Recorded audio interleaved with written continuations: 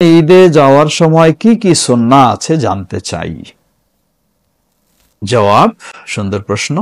ঈদে যাওয়ার সময় সুন্নাহ হলো ঈদুল ফিতর, ঈদুল ফিতরে তথা রমজানের পরের যে ঈদ, সেই ঈদে যাওয়ার জন্য সুন্নাহ হলো প্রথমে কিছু খেয়ে বের হওয়া। এটি রাসূল সাল্লাল্লাহু আলাইহি ওয়াসাল্লামের সুন্নাহ। তিনি কিছু খেয়ে বের হয়েছেন ঈদের সালাতের জন্য।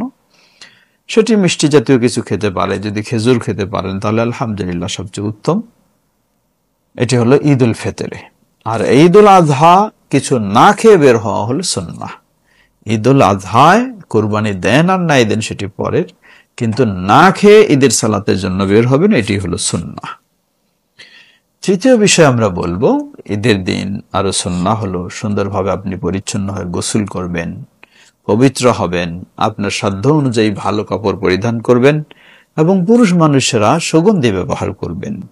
অতঃপর ঈদের সালাতের জন্য পায়ে হেঁটে যাবেন যদি সম্ভব হয়, এবং সুন্নাহ হলো এক পথ দিয়ে যাবেন আরেক পথ দিয়ে ফিরবেন। এটি হলো ঈদের দিনের জন্য সুন্নাহ পুরুষদের জন্য। মেয়েদের জন্য, মেয়েরাও ঠিক একইভাবে ঈদগাহে তাদের জন্য ব্যবস্থা রাখা উচিত।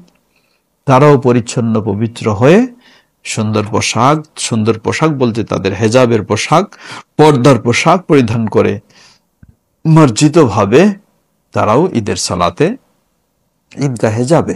কিন্তু তারা কখনো সুগন্ধি ব্যবহার করতে পারবে না এবং পর্দা নেই এমন অবশ্যই যাবে না। এমনকি যাদের পর্দার কাপড় নেই তারা অন্যের কাছ থেকে প্রয়োজনে কর্জ নিয়ে যাবে, এমনটাও উদ্বুদ্ধ করা হয়েছে। অতএব এই সুন্নাহগুলি আমরা অবশ্যই খেয়াল রাখবো। আল্লাহ আমাদের তৌফিক দান করুন। আল্লাহ।